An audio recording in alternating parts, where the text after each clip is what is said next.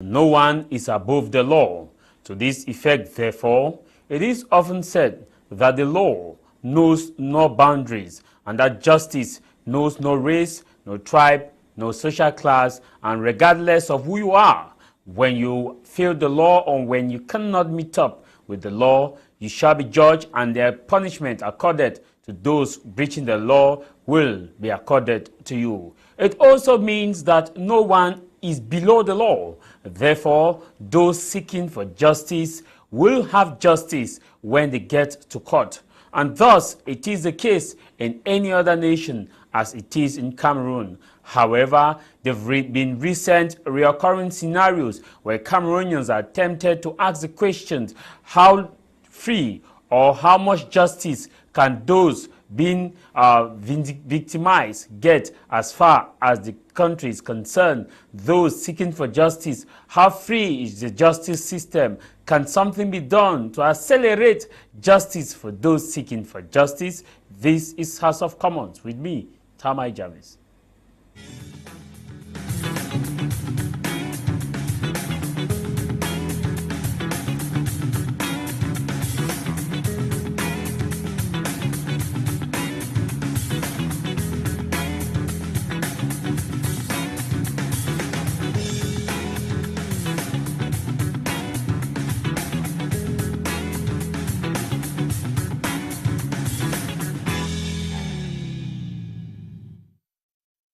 You're welcome back from the transition. If you are just joining us, you're watching House of Commons, where we dissect issues within the week. Today's edition of the program, we are looking at how independent is the Bar Council. How independent is the Bar Council? Just to let you know that our main invited guest for today was Barrister Akeba Emmanuel, and we are still to get him to the studio, who will look at how independent is the bar, and we also have some legal minds whom we've invited. They are yet to make their arrival at the studio. But however, we shall continue the program with some of our guests who are civil society advocates who were supposed to be with them to look at this issue as far as how independent the Bar Council is concerned. We also will be having Fire Elvis Tayong, who will be coming from Cameroon, from the southwest region, the town of legendary hospitality, who will soon be here also. In the studio, we have Innocent Barozil, and we also await Song Very. Innocent Barozil is someone also grounded within this law system and is also from the civil society.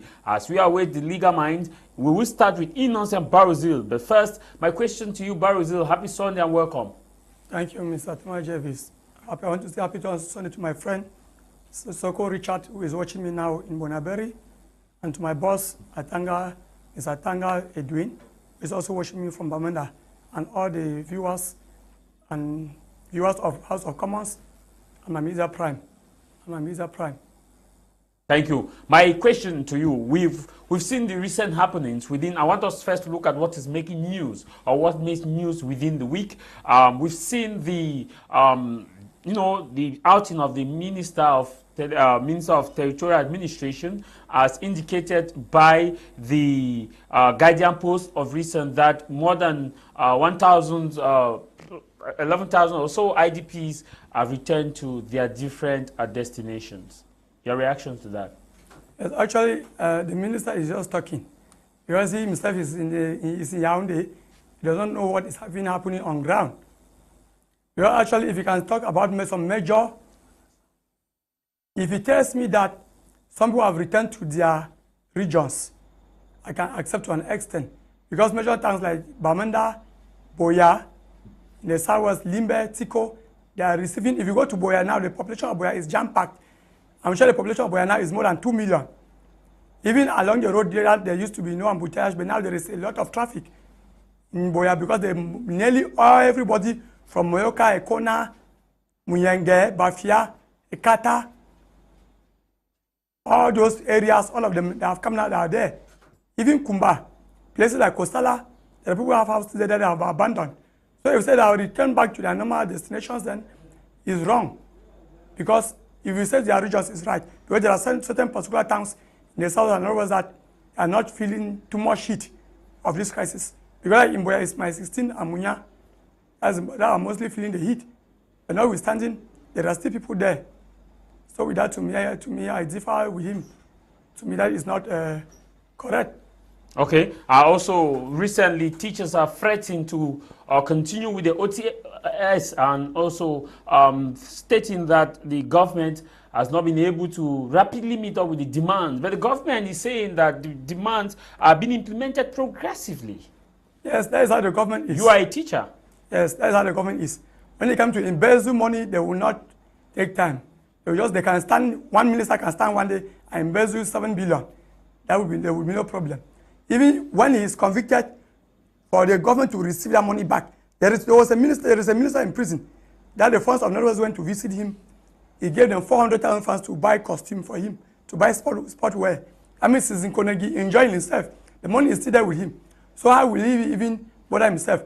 When it comes to problem that will help the country, the government is too slow. Teachers are the main people who contribute greatly to the growth and development of the nation. But they are ill-treated. They are maltreated. When they give it a demand, they say they are taking time to look at it. What time are they taking to look at it? What they are asking for is what they deserved. But the ministers are there,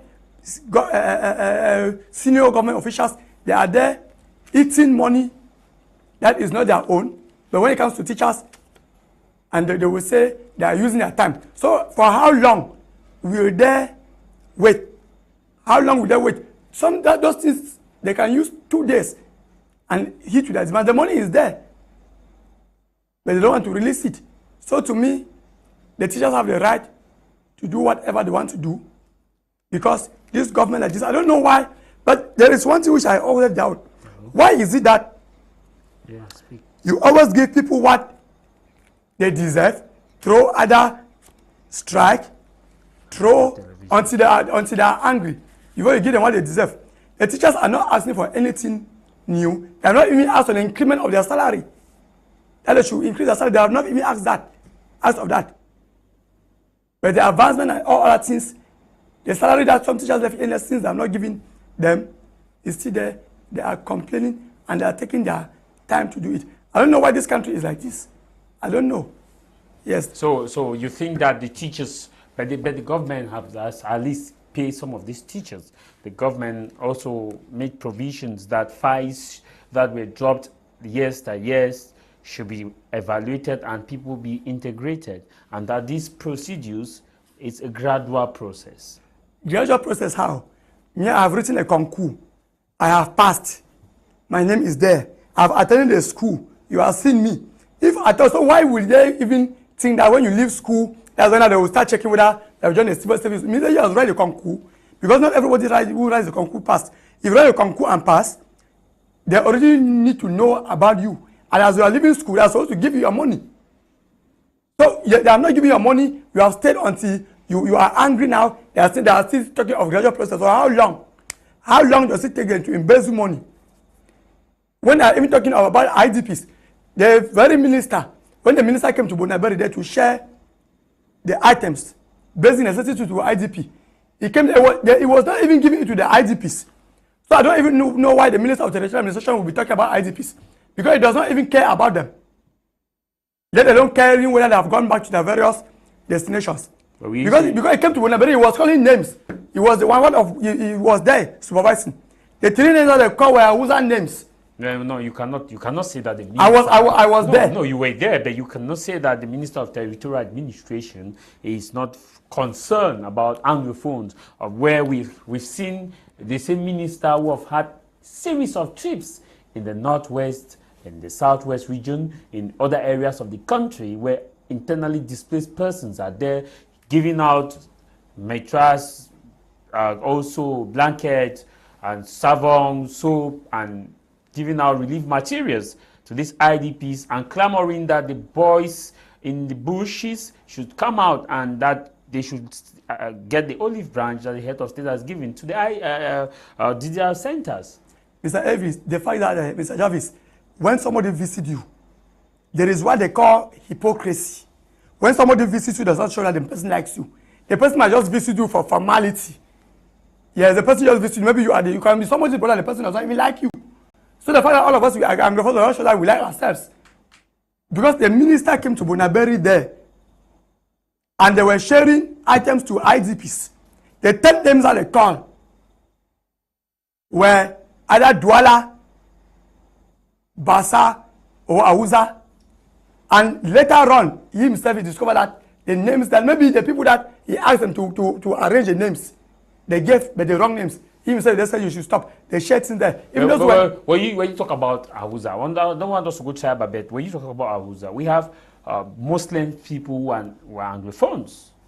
Names normally, probably in Cameroon, don't depict the origin of the person. We have people who are Anglophones, who are in southwest region with origin from the northwest with names like Gwendi, Efiti, Lifaka, and the rest. So you cannot say names probably, and even at that, they are still Anglophones.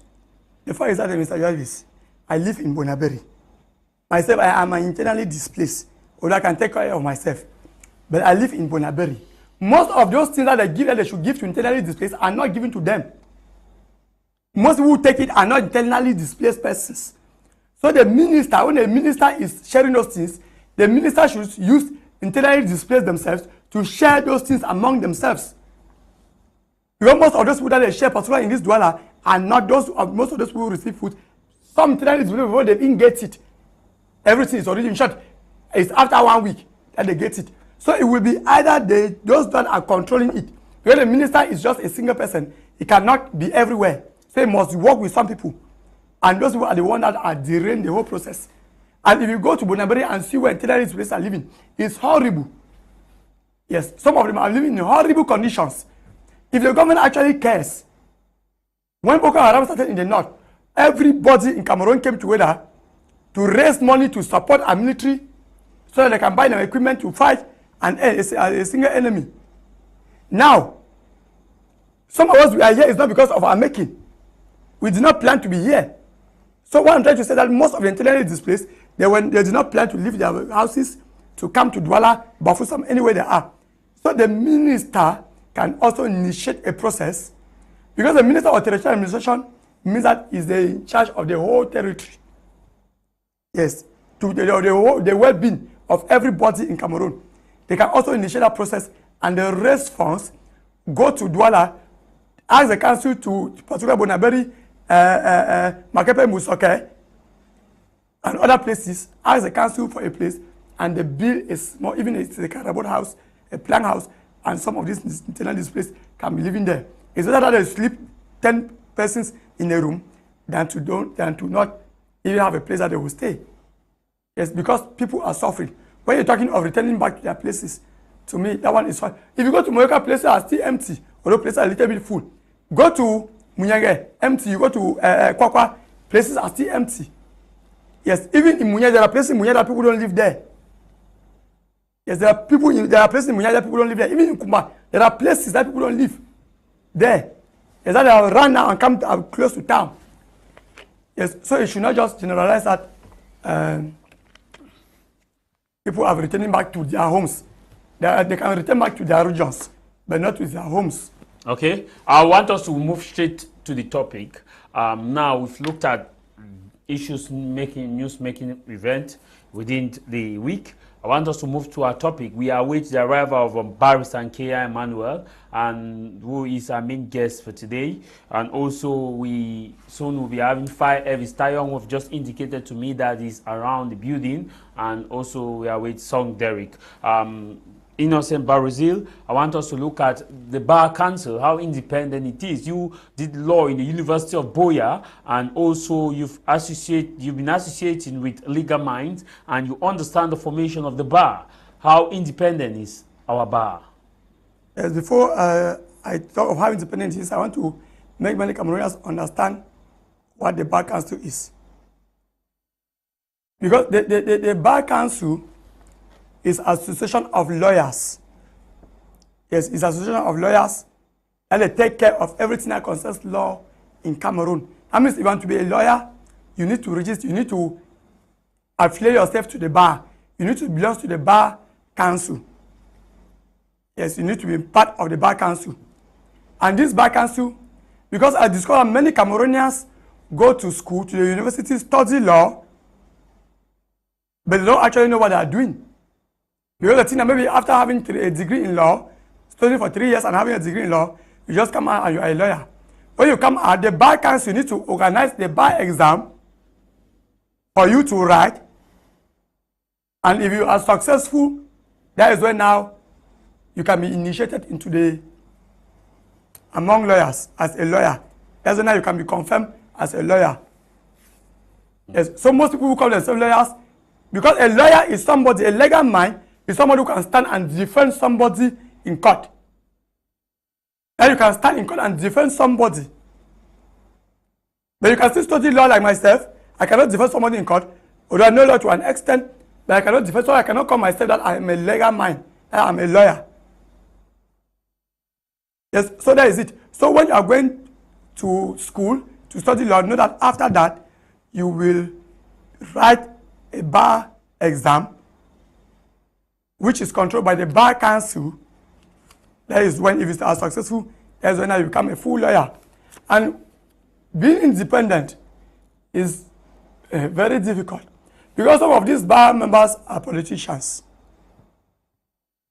No, you see, some of them are politicians. How much politicians are they? Because we've told that the bar is made up of lawyers that are independent. The structure it itself is independent of the ministry, though they work hand in hand with the Ministry of Justice, but interference from the Ministry of Justice is not there. And that these lawyers independently handle their issues, though we are counting close to about 10 years or so without the organization of the bar exam to usher in new generation of lawyers in Cameroon. Okay, you see, if the government allowed the bar council to be independent, they will do many things that the government does not like. Okay, let me say, because each time I remember, I thought of this, my friend, because he was so close to me, a journalist that was killed. The fact is that when the bar council, if it is independent, the government will not like it. That's why the government must interfere. Because how do you see that me, I'm a barrister, I have my client, I'm defending that client. You keep that client in a police cell or in a waiting trial for months, and you don't allow me access to see him. You don't allow me access to see him. The fact is that in case, if you don't have a legal mind, if you don't have a lawyer to defend you, there are cases that you can go to prison because you yourself, you were not able to. So now, people are in prison. The government does not allow these barristers to go and see them. They are not independent. It means that the government has influence over them. It means that the government is the one that tells them that do this at this particular time. Although not all lawyers are not happy for that, but that is how it is. And if you look at it, this country has problem everywhere. North, south, and east. The one of the south is coming because of the interference of the government. 2016, the bar council, because Cameroon has two systems of law, the common law and the civil law. And the civil law is practiced by our French brothers, the common law by our English brothers. Now, we as Cameroonians, we need to be proud that at least we can speak both English and French. Presently now I have a student that went to Dubai, came back because she could not speak English. She came back because everywhere that I work in is English. She had to come back and look for somebody to teach her English for her to go back. Okay, imagine now that if Cameroon was not a bilingual country, at least now she still have hopes because she will come back and stay with the family. They will be taking care of her while she is studying the English language. So now those two law systems work hand in hand. So now, and there is also the Ohada system of law is the French system of law. Now, the Ohada system initially was purely in French. The lawyers wake up and say no. They should translate it to English. The minister refused. They cannot translate it. Because the minister does not want the lawyers to be independent. Because the minister wants to control the lawyers. Because the minister is aware that if they don't control them, There are things that the lawyer will do which the government will not like. Because in our country, there is too much injustice. There is too much injustice, and the government. When you say too much injustice, Innocent Barozil, you say the lawyers are not, the bar is not independent, and you say there is too much injustice. But we've seen cases where people have been able to get justice. We've seen also cases where people have been able to meet the law. I don't know what is happening within the technical bench, but I think the technical bench should see what's happening there. We've seen how there've been a lot of rigmaroling within the legal system where justice has been served. When you say there's no justice, are you by chance saying that our courts are not working? The fact is that there is one thing to have a court, and there is one thing for you to give that court justice. Who appoint the magistrate that want to deliver the judgment? That's the first thing. But some magistrate look into, particularly when the common law system is involved. Because like a common law system, in law, in the British law system, which is a common law system, the accused is presumed innocent until proven guilty. But with the civil law, you are presumed guilty until you prove that you are innocent. And that is why you see that they just arrest people and lock them without even hearing their own side of the story. Although these two systems they have tried to somehow harmonize the two systems, but the French still stick to their own system that they are operating. Now there is some of the magistrates are just, but the government does not want that, because if they allow lawyers, because the government will see a case very clearly. If they allow lawyers, okay, let me just give you, for example, this instance. Many people have been arrested because of from this crisis and the Yaoundé, because they own off license and people are coming there to drink, when these people are suspected to be separatist fighters. They are suspected to be separatist fighters.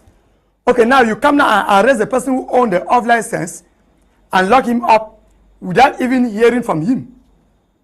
Now, you ask yourself, then I ask myself now, if I own a business, everybody that is coming there, everybody that is coming there is not, everybody that is coming there is, I don't know everybody who is coming there.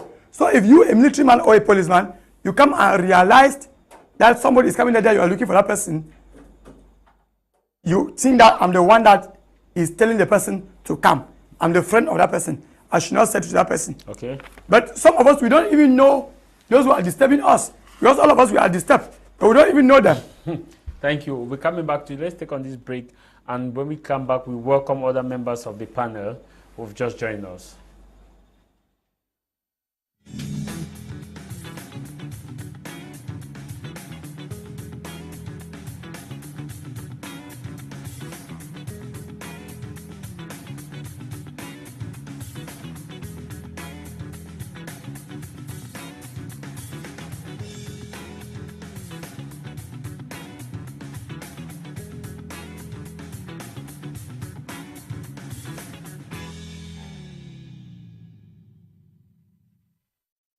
How independent is the bar?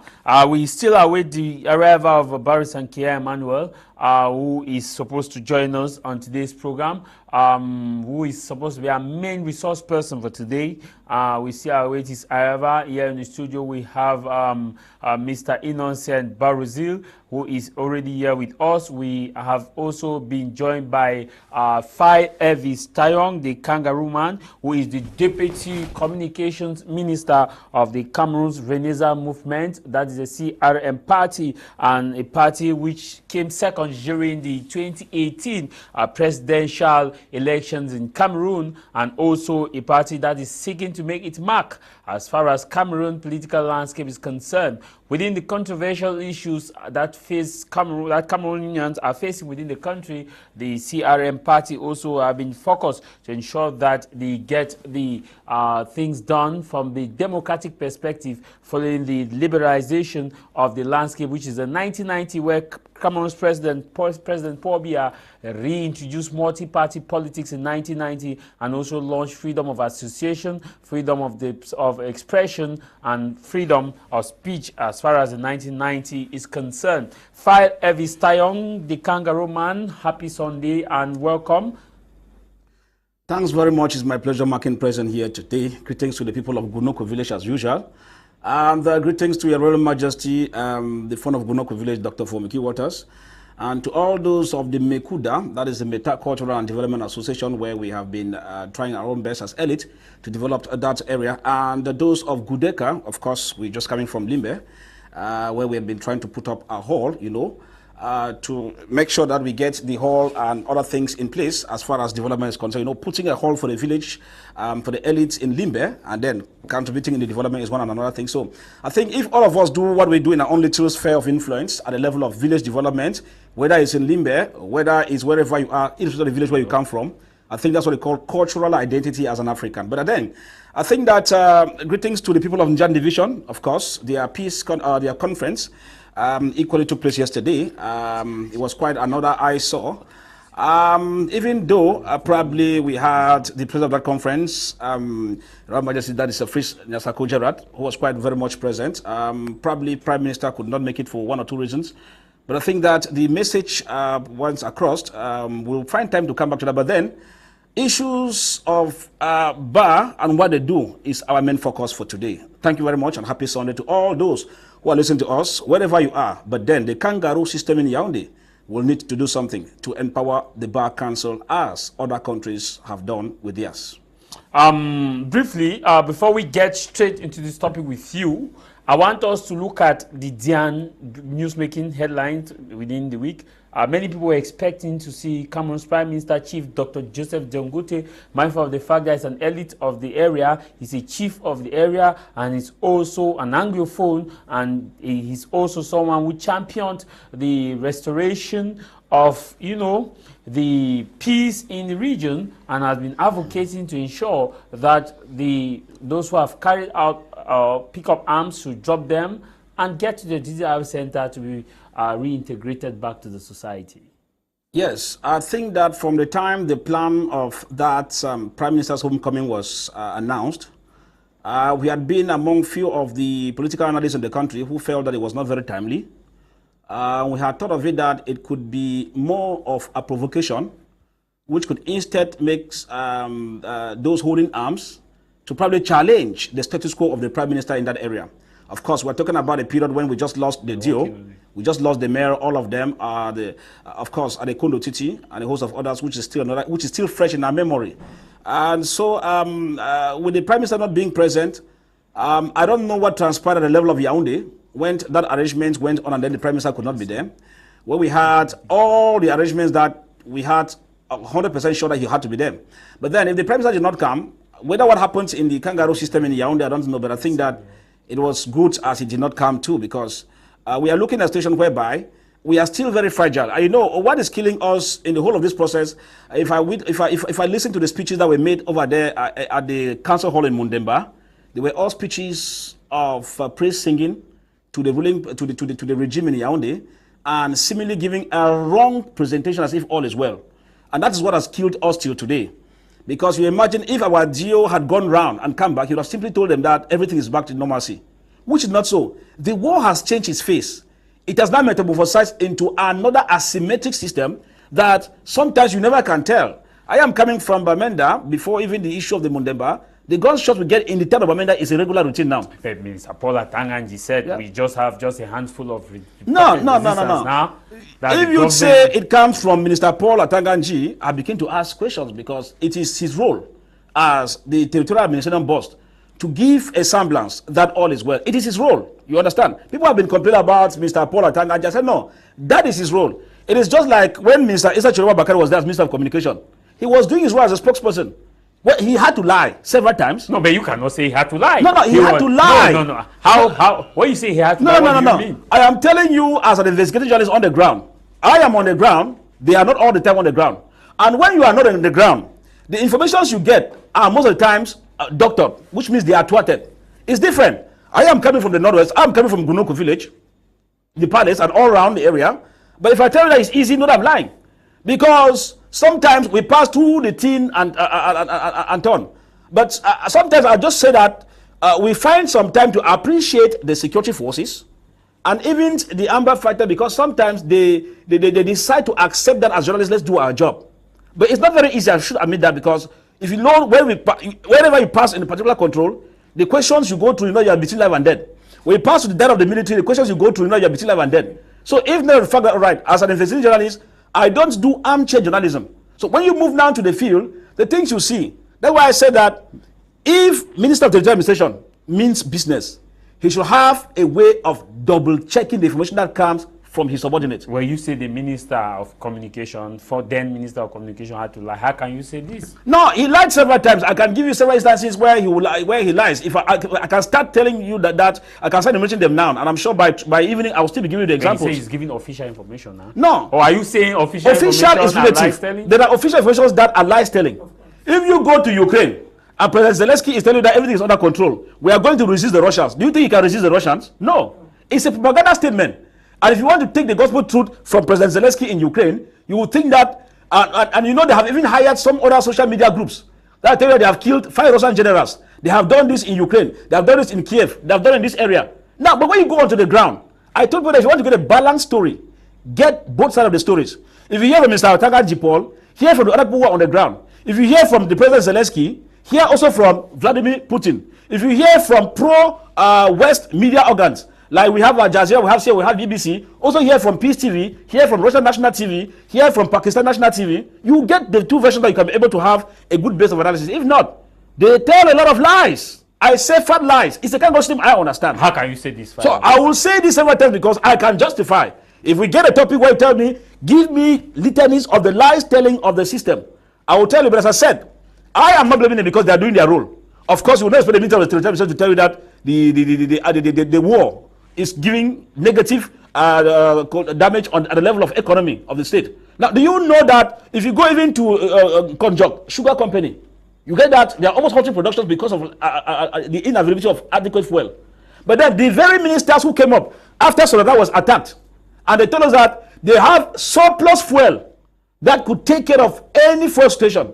But you and I on the ground. We just recently saw a communique from AS that because of fuel issues, there may be inconsistency of the power supply within the South. All in all, you discover that the lies telling are in a quantum. Sometimes you could tell people that there are official information, not lies telling. No, official information is relative. There are official lies, and there are official truth. But the main issue is that with truth and fact, it's a matter of time. You could say that no, Taeyong is not this. If you say that, time justifies everything. And that is what time is proving us wrong, that we have fuel issues. Now, how do you explain that on the major streets, they keep fighting illicit fuel alongside the fuels are still existing? Last time we had the dose of quality price control at the Ministry of Commerce, who said they have seized thousands of liters of fuel on the street in Douala. They are still there now. And the fun of it is that even in the network of the marketing of the fuel, of the illicit fuel, there are people involved in the system who are inside. But how do you even explain this illicit fuel thing? I know we are not talking about the who moved to the bar, but how do you even explain the situation where in the entire Boya, the train of Boya, which has top security, but you start seeing illicit fuel from Mai 17 right up to the Independence Square of Boya. You move to Limbe. The worst is Limbe, which is the headquarters of the military. You move to Limbe. From Limbe, right up to the entrance to Sonara, you are seeing illicit fuel. And well, you're right. I don't know. No, you need to know. If you don't know, you will know now. Why the illicit fuel is going on, those kangaroo people listening to us should listen very well. You want to take notes, take your pens and papers. If you go on the major streets, the police and the gendarmes have a routine that they go around and collect 1,000 francs each. K-Town Kumba knows what I'm talking about. I can even give you, even at the top administrative official who is found in that very racket. The fuel that enters from small kake, they have a price that they pay for 200 liters and above. I want to be saying here, they are listening to me. I say administrative officials are involved in the racket. GOs, SGOs, they know what I'm talking about. And if you come on the ground, if you are in Boya, get around 10, 11, gendarme vehicle pass, they call you 1,000 fast and go. After a period of time, police vans will come and collect theirs. How do you expect them to stop it when they fit far from it? So at the end of it, those who manpowers in Yaoundé are singing songs and grammar in the air. Because if they had meant business, I have said Yaoundé regime that has expired is supposed to put in place what they call a fact-checking mechanism. If you sit as an assorted minister, disguised with a hat, stand where they sell fuel, it will not tell you see a gendarme vehicle stop and collect money. If you arrest the gendarme there, the rest, they will give you the rest of the mechanisms how they collect those things. We have them there on the Mungo Bridge there checking the inflow of fuel. It still comes in. Manoka, Douala 6 here, it still comes in. Now, how does it get right into the town? Now, I pity those who run fuel petrol stations. Because the taxes they pay, they are able sometimes to meet up because all these guys, it's a whole game. And when I asked one guy in Limit, do you really make money? He said, Grant, even though they take the money, will they still manage? You can imagine that if you get a liter of fuel from the high sea for 250, and you have to sell that liter for 450, and sometimes now it's 550 and 600 now.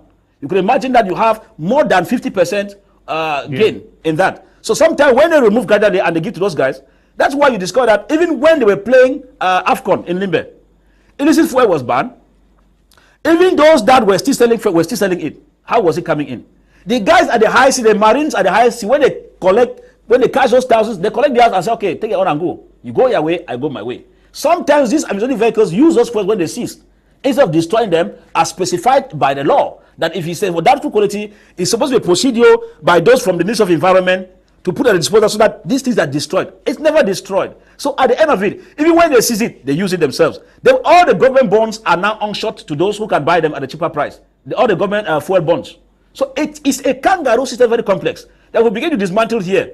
It's not I'm sure if you have time next week, we'll look about, next week Sunday, if you have time, we'll look about this issue of illicit fuel, because it is a major issue when you see it's being seized in one part of the country and in another part of the country it's becoming a new normal. No, not in of the country, you don't even see that. Oh, the grand north, as we call it, from Adamawa, Marwa, far north. No, how do you? It's a new normal. Because they will tell you that the federal news of Sonora hardly gets to that area. Now, if you go to Manfe town itself, Oyumo Jok itself, you go to those areas, you cannot. It's a normal phenomenon. Nobody sees it. So the question now is, why do you consider this illicit fuel in another area illegal, another area it is not? Now, it means that the lone petroleum company has refused to carry out what they call evenly distribution of the fuel products in the country. And that's why in one part, this was why if you go to Ekonotiti, you cannot tell me you have to tell them. Ekonotiti, all is illegal fuel. Mundemba, all is illegal fuel. If you go to Eluani, you go to Kombo Abedimo, Kombo Etindi, all is illegal fuel.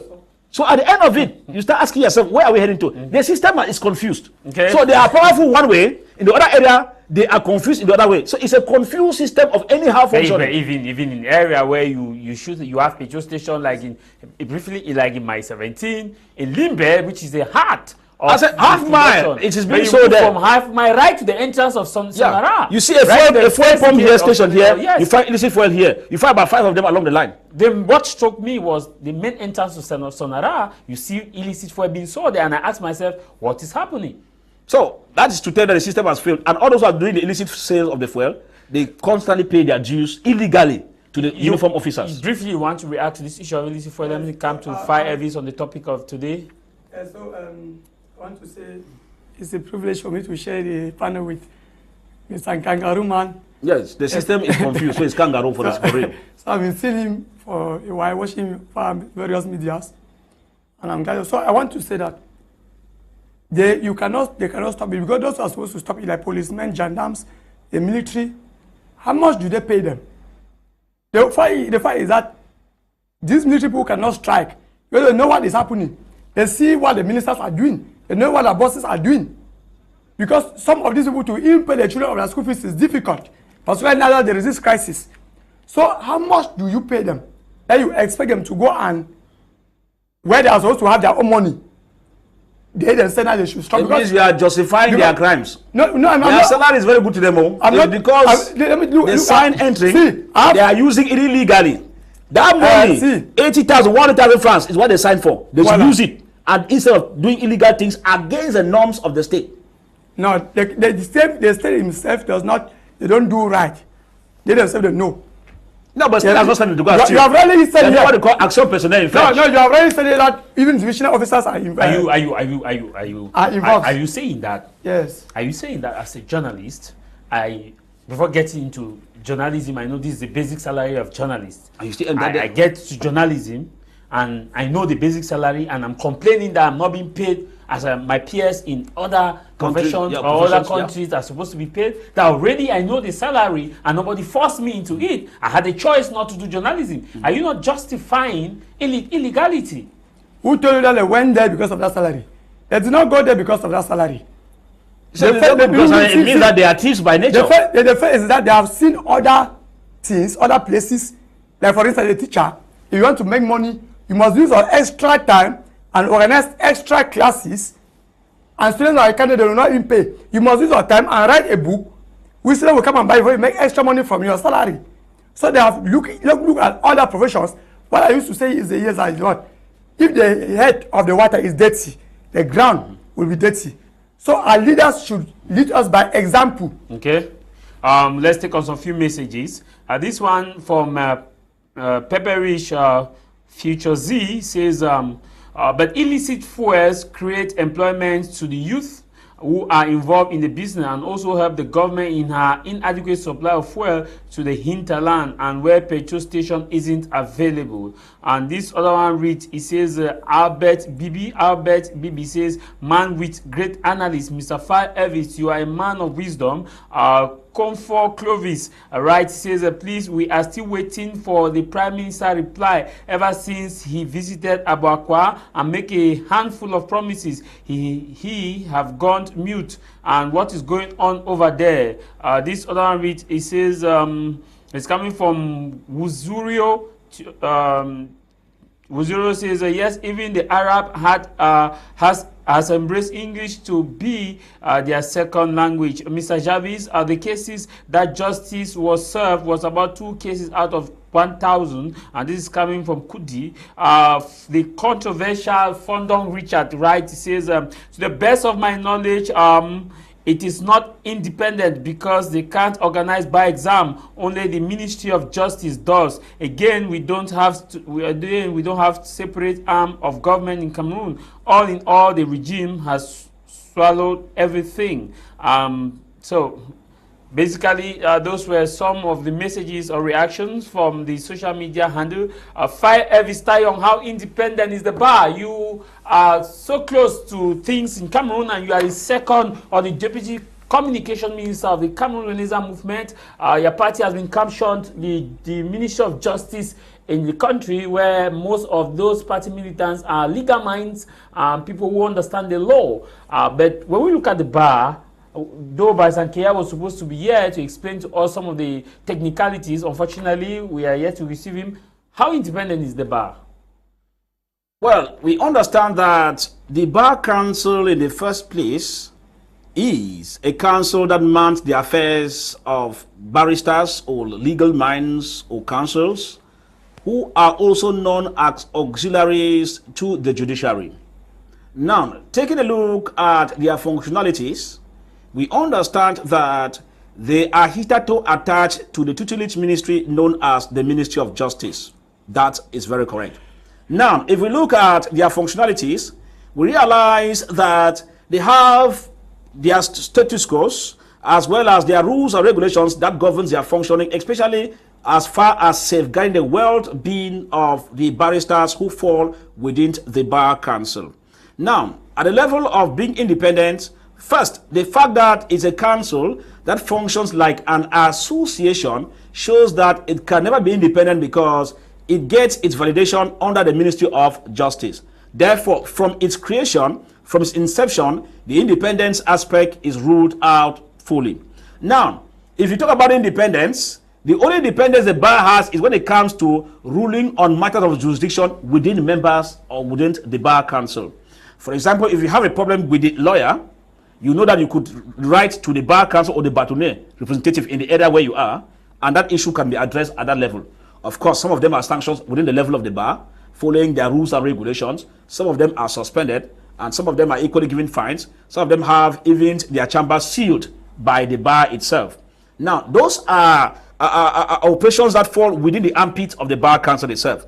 Now, when it has to do with working vis-a-vis state operatives, it becomes a powerless one. Now, you realize, for example, that if we do this, for example, take comparative-wise, if you take the bar in Australia, that's why I would have loved a barrister to be here, so that we talk in total on the things. Now, if you look at the bar in Australia, now, the bar in Australia has a degree of independence. What's the degree of independence? It means that each time that some particular laws are revolving or have to be deliberated at the level of the Australian Parliament, they give room for the Australian bar to make proposals. Now, this is where you see that they have a role to play. If you go to the US, now, in the US bar, you discover they are so powerful such that they call the barristers, what we call their solicitors, they call them attorneys. You see someone tell that my attorney has not yet come in to say something. Now, if you look at the appellation of the attorney tells you that these persons have high level of power to solicit in case that concerns their clients. Now, it's different. Now, we'll talk about this. If you come back to the situation of Cameroon, the first things first, how do they function? How do you tell me that to admit somebody in the Camasech, for example, we need to take clearance from the government? Which means that the government has to tell you, yes, organize the journalism exam at this time, then people write, and then the government oversees it and everything. It means that we are not even independent. That's why you see that some people have decided now, because it's costly, that's what is killing some people. Most of the barristers have realized that because of the bottlenecks that operate between the bar and Cameroon's Ministry of Justice in admitting members into the bar council, many have resorted into going straight to the law school. Because when you move straight to your law school, be in Sierra Leone, be in Gambia, be in Ghana or Nigeria, when you come back, you only practice for 6 months. After 6 months, you are sworn in. Now, you don't go through the process. Do you imagine how painful it is that somebody practicing in a chamber for 7 years keeps writing the bar exam and is not passing? And he's not passing. And he has that professionalism. He can give you the text, he can arrange your files, he can do this and that, but he is not yet a member because some spend even 13 years while practicing, and they write the exams, and it's not easy for them to pass because the exams are heavily scrutinized by the government. Now, it means that even the bar council is not all that independent. So at the level of you realize that if we look at all of this, we simply say that I don't know how the bar functions in return because they would have pressed hard for further statutes to get them closer to independence. It's true, they will never be independent totally because the activities need to be checked by the government since as they are auxiliaries to the judiciary. But the situation of Cameroon is totally worst. I will tell you that in Nigeria, you don't arrest a lawyer and lock up like that. Like you see here, the rough-handed lawyers in Cameroon, an adjutant chef, or what you call those kind of funny titles, what you call caporal and all the like, he will remand a lawyer in his custody, and no matter what they say, he will do what he wants to do. We know that I think sometime Barrister Mungwa was brutalized in Yaoundé. One of the barristers who were following the case of Ayuk Seseku and all the like. Now, this issue of batteries by uniform officers and lawyers is common. Why? Because the government laid the foundation. When the lawyers were advocating for their rights and all the like, you know what happened to them in Boya. People were beaten. That was 2016. That is 2016. The famous story of King David Square Hotel. Yes. You know what transpired? Their wigs, they were trashed like children. By who? By first school leavers. Police stations. Some even to police stations and molested. And yet, if we are in a state that has the rule of law, those kind of people when you say first school leavers, would have been punished. When you say first school leavers, are these not people who have gone through training and are representing the state? No, training matters. Does it have educational qualifications? It has. Let me tell you something. People don't understand. Before then, before the advent of independence, we had a society full of sanity, whereby just a standard 6 somebody who gets into the British police corps in southern Cameroon was well cultured. That one did not require any high level of education. But in our present day status, that's why you see even in churches, most pastors have gone back to school. Because if you say God called you with the first school and you cannot study, you will not find it easy manning a congregation of PhD holders and all the like. It doesn't move. If I tell you that TB Joshua was undergoing adult school in the house, you will not believe it. He did a lot over the years. He had teachers teaching him at home. That's why you see, with his low educational study, you discover he was improving day in, day out. Because he knew that the educational level helps you to understand many things. Now, if it's Jesus, it's different because with the Holy Spirit, things work the way they are working. But with man nowadays, that educational capacity is... Now, I will tell you something. If you go to the police corps, for example, look at when you go for what we call run-up, what they call in French, calé. Look at critically those who misbehave. You discover even a person, even the group that's molesting you, the person who comes to intervene, check his educational background. Like somebody who has surely undergone education, away from the training at the police college or the training at the EMEA, and you come and tell you, no, just allow that guy, allow him to go. Now, but for those who get in with the limited knowledge, they just feel that with the uniform, power has been invested in them. So they rule on what we call l'état c'est moi. So they do and undo. Most of the atrocities committed. You can't tell me that a degree holder putting on a police uniform moves into Matobutu, and who knows how life is difficult, will set houses ablaze. No, it's not possible. It's difficult. You can't tell me that somebody who has gone through education, who knows what it takes to pay school fees, and who knows how the father labored to put foundation in their small tattered house, goes and meets a mansion somewhere in the village and sets fire on it at random. These aspects of education count. And that's why I tell you that if you look within the rank and file of the military, they are currently being punished. Those who behave abnormal, especially the uneducated. Go to Boya Center prison. I have many security officers who are locked up there as I speak.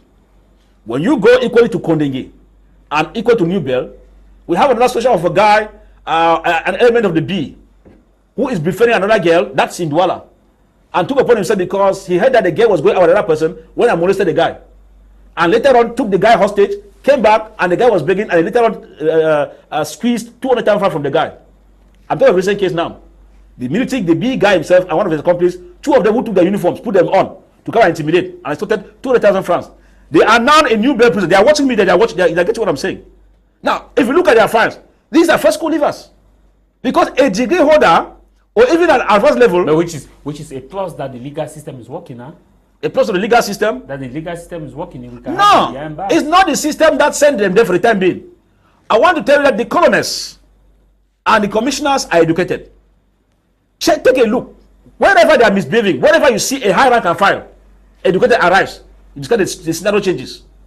Either orders people to leave the area. Look at those that caused destruction at Newtown in Limbe. You know about the famous the bee that went wild when one of them came misbehaved and they were beaten at Newtown in Limbe. When they went there and took their friends from the camp, uneducated friends, they came and damaged vehicles around Newtown. When the station went to their bosses, all those guys were locked up. Their salaries were curtailed for more or less than 2 years to pay for the damage that was evaluated. It's to tell you that it's not all of them.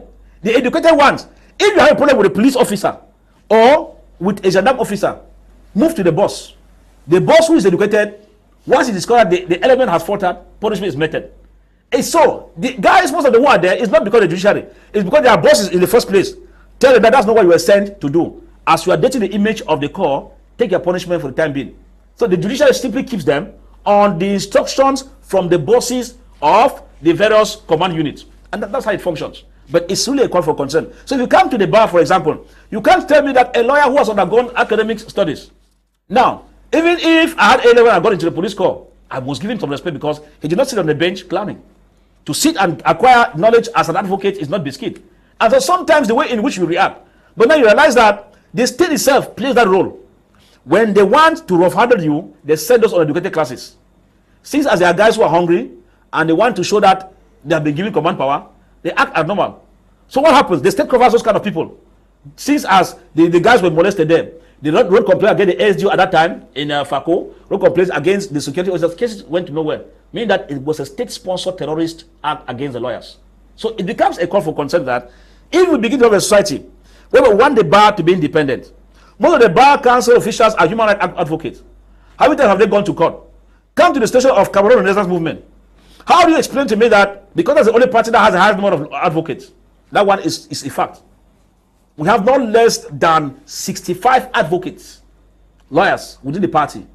Now, how do you explain that you go to intervene for someone who carried on peaceful street protest?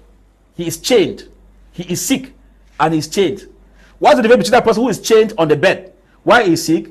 and a hardened criminal, that is a highway armed robber, it means there's no difference. Because a highway armed robber, you could chill on the bed because he still has that aspect of vandalism in him that he can disappear from there and goes away. But then, you meet somebody who is sick. First, the state is still another criminal for allowing cholera to move into the detention centers. Because if you have Ministry of Public Health and occupied quarters, and you know your prisons are overcrowded, with no less than 6,500 inmates in a prison in New Bell, which was designed originally for 2,500 inmates, you begin to ask the question, is it their fault that people had street protests, and some of them were given 7 years jail term, others were given 15, and somebody embezzles COVID-19 money, others embezzle state money, and they are in VIP cell at the Kondenge maximum prison. And sometimes they go and carry out they supervise their construction of their buildings and everything while they are in detention. And so you begin to see that if you want to go into the real justice system, the justice in the country is not balanced. And I will say that the bar itself has not been given. If I were the bar, I will push further for our independence. Because you can't tell me that as a lawyer, you begin to strike on things that are right, and even your minister tells you that, let's learn, le jour là qu'ils sont femmes, ils vont rentrer au paquet. That was a statement given by the Minister of Justice. At the time, the lawyers were striking for their rights. So you begin to see how they have pushed the lawyers to the background like truck pushers. If I were in the judicial court, and what we call the bar council, thank God the elections around the corner and they're currently campaigning, there should not be people who are pro-regime. If you put executive members of the bar council who are pro-regime, they keep selling the bar to the government. But if you put people who are not pro-regime, that's people who are just in their actions, that's when you begin to see a degree of independence in the bar. You can't tell me, you can't joke with an attorney in America. How does it come? An attorney, even the governor respects an attorney because the attorney can sue the governor. But we also have attorneys in Cameroon now. These attorneys that the state can decide. If you take a whole member of the Supreme Court, Paul Abine, Justice Paul Abine, and you lock and you put him incommunicado for over nine months, do you tell me it's a normal system? I mean, an acting advocate of the Supreme Court. You just catch him because his ideas are not moving with the kangaroo one. I remand him in custody, and then you release him one day after 9 months without a word. It is a shame to the justice system of this country. It is a sham. And I think that if the bar members are really serious, they could push further. If they cannot push further, they should meet some of us. We'll tell them how to push further. For the country to know that you don't joke with those who assist you in the judicial system as it's supposed to be. You wanted to react? Yes, I was saying that even in Nigeria, because the lawyers in Cameroon, by the way, there can be no good justice in Cameroon because who appoint the magistrate? Because normally there are 3 arms of government: the executive, the judiciary, and the legislature. And of course, the 4th arm, which is the media. Which is just by acclamation, it's not in the law already.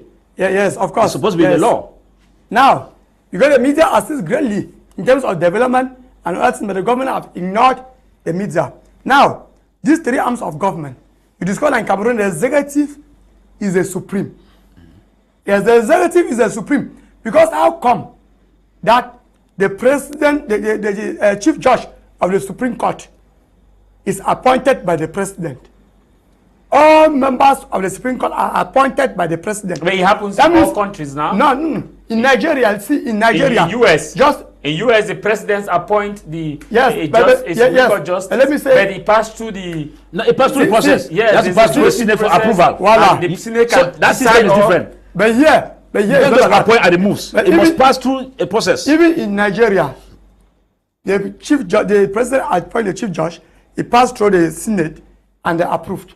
And when they have approved, that is all what the president do.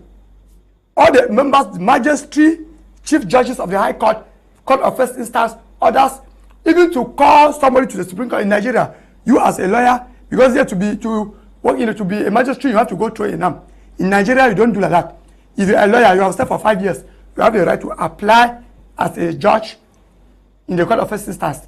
10 years, you have the right to apply as a judge in the High Court. 15 years ago, you have the right to apply as a judge in the Supreme Court directly. So it depends on how, because the fact is that most of these judges in Cameroon, they don't even know the law. Because because for instance, if I have a degree in history, I can write an NAM. I can write now as a magistrate. If I have my money, I give it a pass. I go there, they appoint me as a magistrate, and I say, which type of law do I know? Now, so they cannot actually be independent. Another thing is that I also said that, as is rightly said, most of these lawyers, those who are rolling control the bank, are politicians. And most of them belong to the ruling party. Why? Because they expect, they want that, because I don't see it, because at times, when I see some of these lawyers who are senior lawyers, they have been lawyers for 30 years. In Nigeria, they cannot work like that, except you want it yourself. You are 10 years, because everybody likes to leave one stage to another. Some of these lawyers need to be in the Supreme Court. Some of them need to be judges in the High Court. But all the time they go and they are pleasing to these judges to allow, at times they even stop you from seeing your client. So now some of these lawyers, because of that, they are struggling to beg the government to give them something which they deserve more than even those who are there. Because if I have history if I have a degree in history and I write Enam succeeded. Now after 3 years or 2, I am appointed as a magistrate in the court of first instance. To go and lay over someone who has practiced for 20 years. You can imagine. You understand? You can imagine the whole issue. Yes. It's terrible. So those things like that now, you discover that me and that man now who have practiced for 20 years, who actually deserve that position, is the person who has practiced for 20 years. Because it's the law. So what I'm trying to say is that most of these lawyers, they do that because they want that the government should help them. Or is that these lawyers in Cameroon, if you stand up, they will beat you. In fact, that means they beat one lawyer in front of me in Munede. In fact, it was not a lawyer, a pastor, because he was on a black suit and a wife. He said, no, I'm a pastor, I'm a pastor, I'm a pastor. No, those guys were not even hearing anything. I want to confirm what he said. I went to one police station. I was talking, the assistant commissioner made me to be angry. I spoke to him a little bit rudely. One policeman just wanted to come and start beating me. Because the assistant commissioner said, no, stop. He stopped. They told me that even if I'm your father, you should never speak to me like that again. Okay. Although you are on your right. So that is why he's trying to say that most of these people who are educated, they know. Okay. Yes. File Elvis Tayong. When we look at this issue, how do you explain the scenario where, because normally the bar was supposed to have a say in who becomes the Supreme Court justice, even maybe we don't want to pass through the Senate as other countries are doing, or we don't want to pass through the Parliament, but maybe we can use the bar as the committee that will vet the appointee, those who are appointed to head the Supreme Court. But we just appoint them and they go straight and sit on the bench without proper vetting. As far as this is concerned, is that healthy for democracy, and also is that healthy for the bar, which we are seeing that the elections is just around the corner? The first thing we must understand is that when the entire system is sick, if the head is sick, the entire body is sick. So, if we don't have separation of power, we don't have the rule of law, we cannot expect a sane bar. It cannot move. Because all these things have what they call triggering effects down the drain.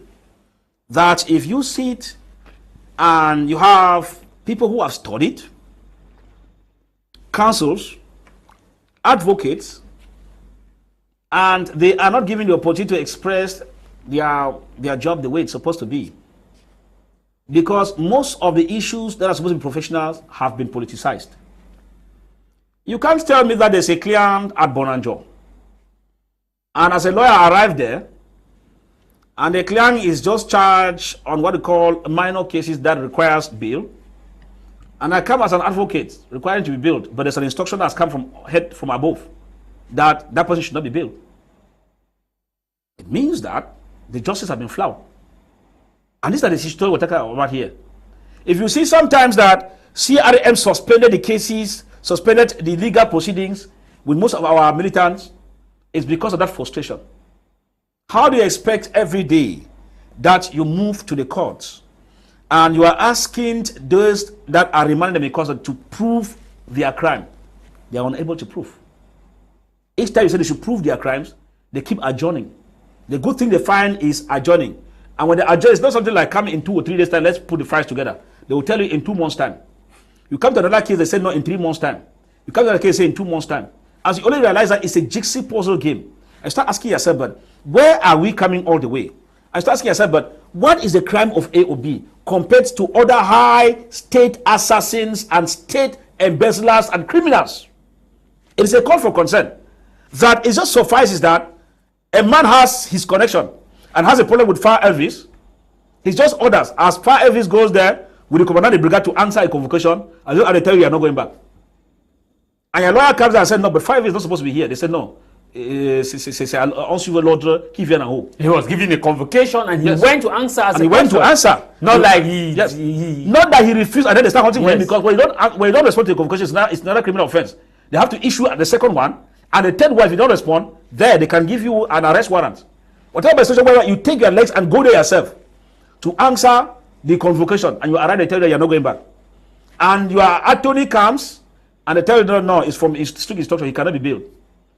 And you start comparing, but what is the crime of this person? Because there are crimes that cannot be bailed. You understand? Crimes of felony, high assassination, and all the like, those are not terrorism. Those are not bailable offenses. But then, in a case where you say somebody was on the street, on a peaceful protest, and he comes in and for bail, you say no. Because in this case now, they transformed the professional part of it into political part of it. And I said sometimes, I don't know how sometimes these magistrates, they think. For a magistrate in this country, I don't think I should work. Because I cannot have a case I'm presiding over. And I want to apply my educational know-how, professional know-how on a case. And before you begin, you have a phone call. And I tell you how to administer the verdict. You should ask yourself, how do I go to school? Of course, we know how many justices and how many magistrates have gone abroad. Because they said they could not take the ship. That a case is in front of you, and you have the latitude to pass judgment on a case, and a phone call or an influence from a high-profile politician who has not even mastered a single page in law. But he calls you on phone and tells you that this is what should be done. And naively, some just follow.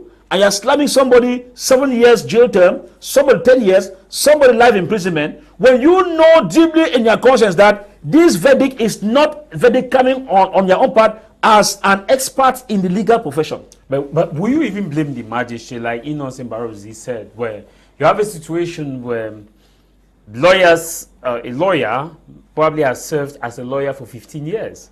And the magistrate, someone like myself, I go to and write an exam and I pass the concours, and within 3 years, I am appointed as a magistrate in a court where I'll come and meet someone like Fai Elvis Tayon, who have served as a lawyer for 15 years, to come and give judgment over his argument and make the decision based on my observation. How much law do I know? Will you blame the magistrate or the system? No, the system has a role to play. Then the magistrate has a role to play. You see, when we talk about magistrates, it's not all. I have example I don't want to quote here of magistrates. One of them looked for transfer in a case that he was handling, and he was not given the latitude to rule on the case with free hand. Because the case was becoming complicated in DOP, the case went to Bamenda, became complicated, and the same magistrate was transferred from DOP to follow the same case in Bamenda. And the magistrate arrived in Bamenda and said, no, you cannot go. The magistrate looked for transfer somewhere in the southwest region. Now, what was happening with the case is because this particular magistrate has said, since as you don't want me to rule the way I think, I don't want to work in this court. And he applied for transfer. Coincidentally, as the magistrate was moving, the culprit in the area was moved to the same area of jurisdiction because they wanted that same magistrate to pass a case on that. Now, as I said, both persons take the blame. You can't tell me that because they say the police is corrupt, all police officers are corrupt. No. I have about 5 other police commissioners. One had worked in Moyoka, who went on retirement without taking a bribe. It was like he was mad. And he has his old Tesla he's driving in today, and very happy. When I mean, oh, Commissioner, why? He said, no, Master, this is the life I like to live. Because he said he prefers living a life on what he works for than living in mansion or other like when he moved to people, when he moved on people, when he trampled on people to arrive at where he is. And I'll tell you, those category of people live longer after retirement. As I tell you, he has been on time for more than 10 years. If you see him, he's like a commissioner who's still in active service. And why is it so? Because things we do around us follow us without us knowing. That's why you find people will die young. Custom officers will die young. A custom officer with one white V will put up a mansion, and before he goes on retirement, he's no more. If he goes on retirement, after 2 to 3 years, he's gone. Because the cry of the people you smashed must follow you at a point in time, whether you like it or not. If we're in a normal functioning system, we would have said that we carry on with innovations. That, as he's saying, like in Nigeria, even in Germany, if you are in Germany and you are doing private law, you are an attorney. After serving a number of years, you can apply to be appointed or to work as a judge in any court, whether it's Berlin or wherever it is. And once you write and follow the exams normally and you pass, you get there and become that. You see, from a private lawyer now to a state, and when you retire, you go back to your normal promotion as a lawyer. You can see the flexibility of it. But now with us here, sometimes if I look at the cases that were unfolded at the Supreme Court concerning the electoral malpractices, that's when I knew that we have a kangaroo system. The Constitutional Court. The Constitutional Court. That's when I realized that the system is kangaroo of the first order. Yeah. At least you will not blame our system, because our system even gives room for post-electoral petitions as compared to the United States, where there is no room for post-electoral petitions. No! Our system gave room for post-electoral petitions. On the contrary, where the members have to explain. No, Mr. Tah Jarvis, it is a smooth screen. Why do you give me a court that is a kangaroo court? Better put things in order. Because how many of those complaints you get at the US at the US election? In the petitions, how many will you get? You will get some that are politically motivated. Not so. Probably just to put a semblance of a situation that we are at least complaining against this. But I'll tell you, over 90% of the procedures put in place for those elections are in a way that they come out with little or no complaint. So there are two different systems. That you tell me that we have petitions at the Constitutional Council, and then we go there and you rubbish us. You see fine lawyers come there and they are rubbish because before then all those things are just smooth screen political maneuvers. So you find how somebody who has studied professional in the field of law for so many years and is rubbish in front of other people calling them Constitutional Council advocates. It's a sham. Greetings to you in the studio, most especially the kangaroo man. I don't know why Cameroon has one of the worst judicial system in the world, and even before you go to court, your case has already been judged in your absence. This other read, it says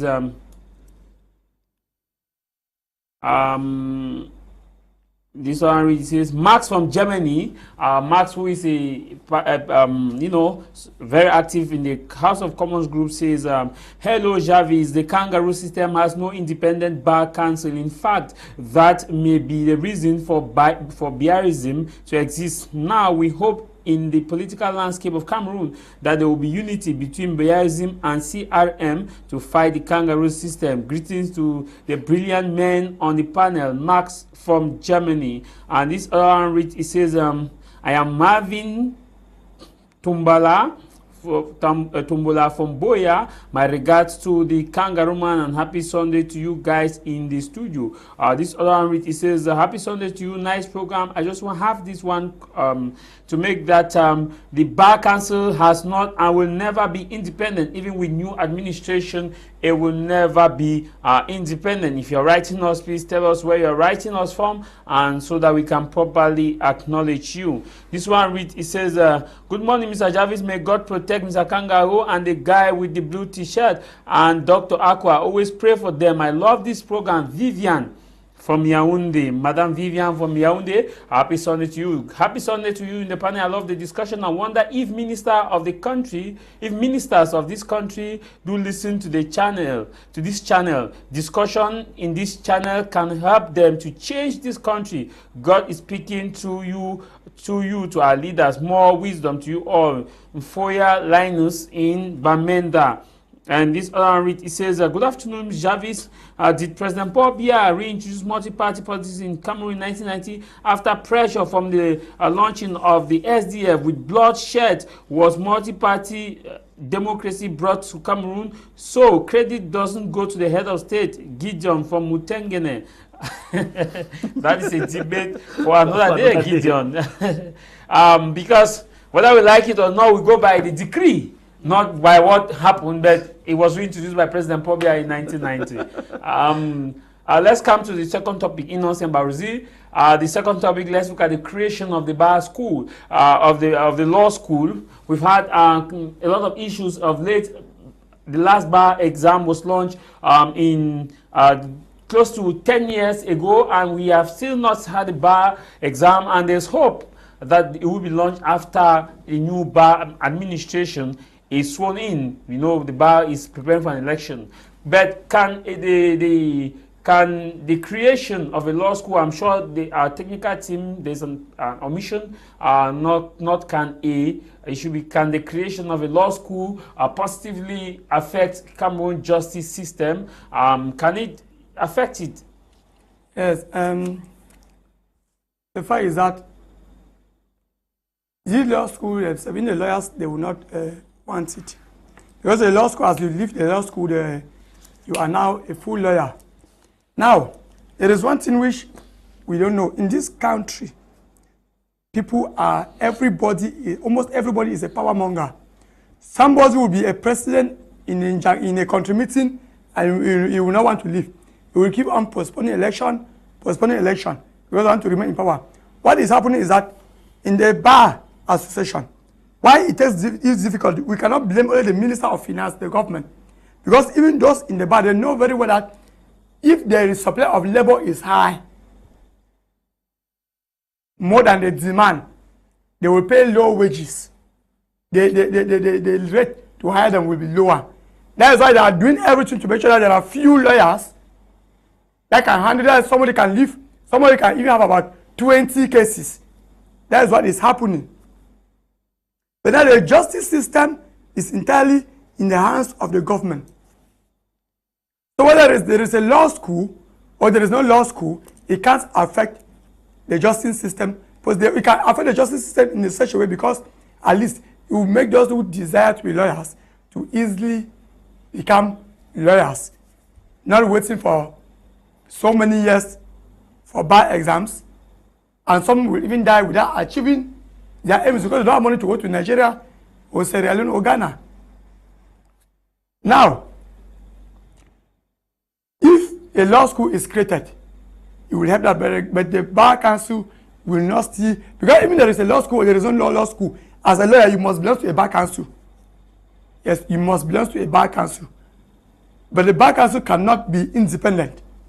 Because as he really said, if I'm a lawyer and I appointed a magistrate, or if I'm a magistrate and I know that I'm a lawyer, most of these magistrates, if they don't do what the government do, what the government wants, and they fire them, where would they go to?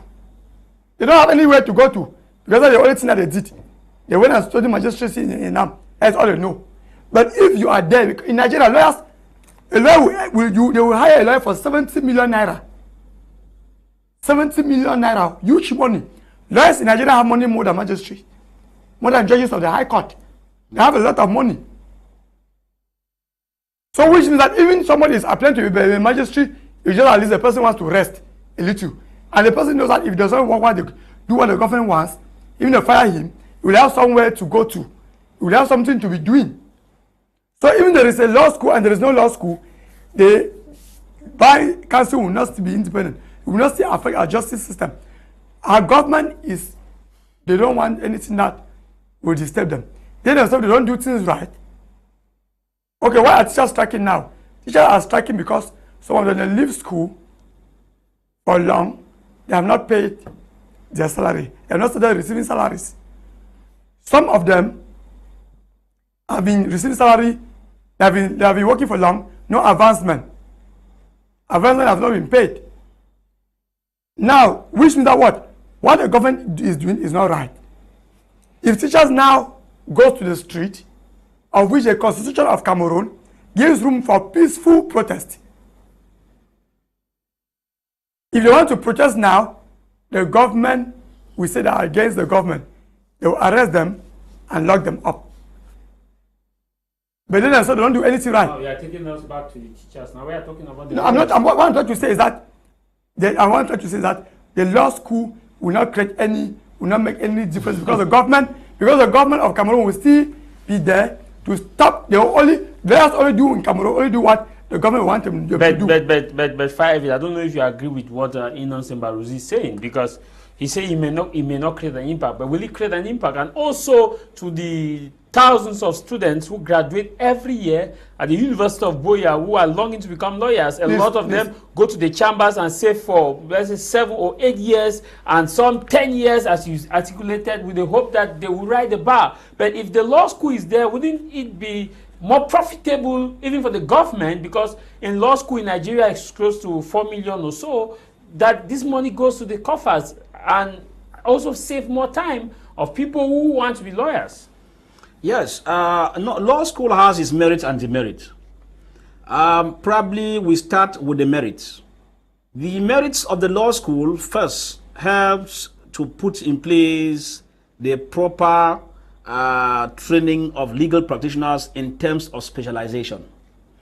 I would tell you specialization in that if you look at those who move through the Bar Council and write the bar exams, most of them do what they call general law.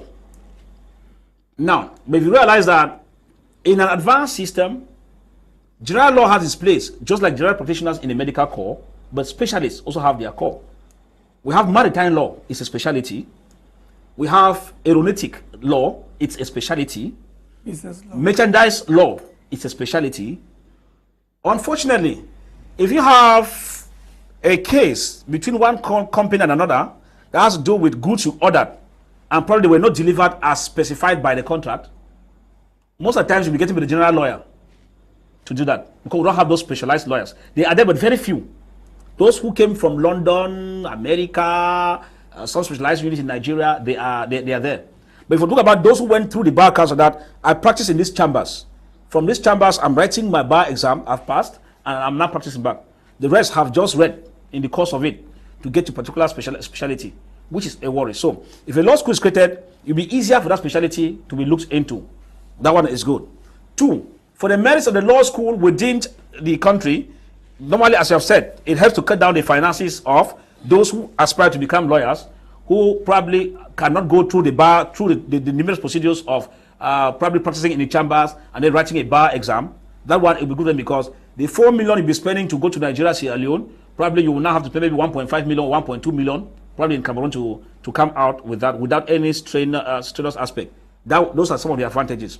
Now, away from some of these advantages we just mentioned, it will do us no good that when you come out from the law school, you still have to be identified as a member of the bar. If you identify as a member of the bar, the kangaroo system that keeps the bar under their whims and caprices will also keep you, who is graduating, and become a member of that bar council under the same fate of the other barristers who are in that council. So at the end of it, you start asking yourselves, what could be the way forward if we want an independent bar? If you want an independent bar, it simply means that the bar should be able to put in place mechanisms that can warrant them to force their way through. Now, if you have a bar that is manned by people who can put in place a proper mechanism of pressure, listen, Yaoundé only listens to pressure. The grammar you and I blow here does not mean anything to Yaoundé.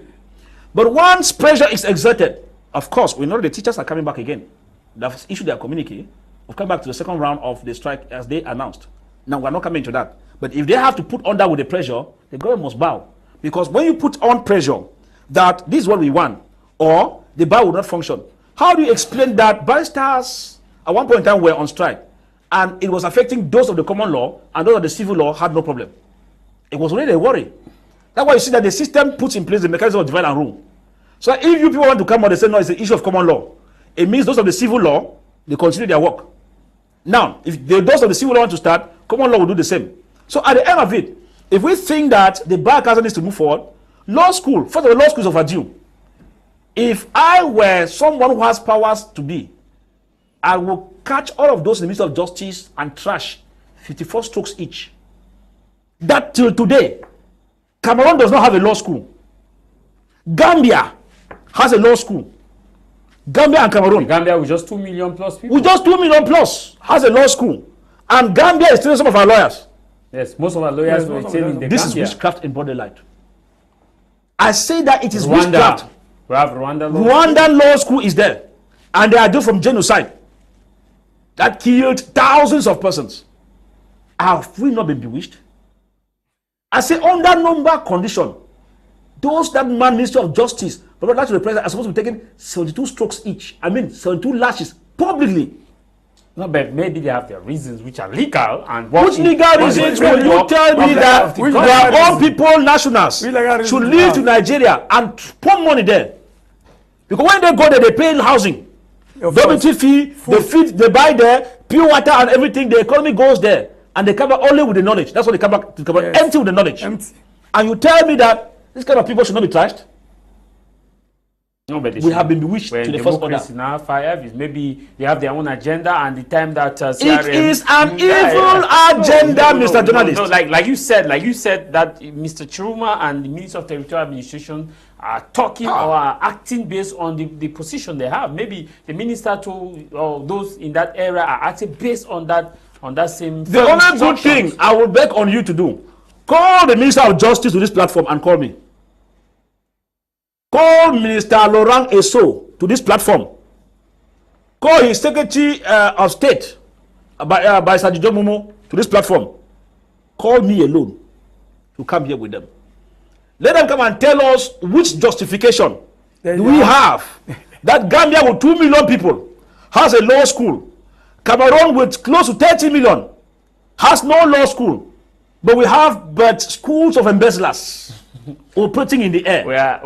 It is unacceptable. We are out of time. Every time, maybe if you're a bit free on Sunday, I want us to look at the issue of illegal fuel. I will come with proofs on the issue of illegal fuels with those involved. I want us to really look at this issue because it is becoming a new normal where you get illegal fuel passing through from Boyar, Mile 17 up, right up to the Independence Square. And that same area is a road used by the governor of the region, used by other top they know. All of them know that this is existing. And the same thing in Limbe, that same road is used by the SDO, top military officials. But you see, also in other areas, we keep hearing that they are illicit. It's now a new normal. How illicit or how legal or illegal is the illicit fuel? That's why we'll be coming to that, because at the end of it, if the government had done what they were supposed to do to ensure supply, we are supposed to have 2-3 refineries in this country. We are going to look at the good, the bad, and the ugly side of the business. Thank you very much for coming in, Barozil. Thanks very much for inviting me. I want to thank greet all the viewers and say happy Sunday. I want to also say I'm grateful to Mr. Nsungkikang and Mr. Kangaroo. And this system is, these people, they don't care about anybody. That's why they don't want a law school. Yes, they don't care about our future, about the future of Cameroonians. That's why they don't want a law school. Even the barrister themselves, the legal minds in Cameroon themselves, they don't even want a law school. Why the government wants it. So we should not only blame it on one system. Okay. So we should just keep on praying, hoping that... No, sir, don't pray. You work for it. Thank you. This is what Christians have mortgaged us into slavery. That we should be praying. We are working for it. Elvis, thank you for coming. Thank you very much. And just to tell Cameroonians that over 90,000 tons of gravel on the Baba Jubameda road has been washed away by rain. I'm coming there yesterday. I say washed away. This is a road that they said construction was started. And the heavy rains has washed more than 90,000 tons of gravel.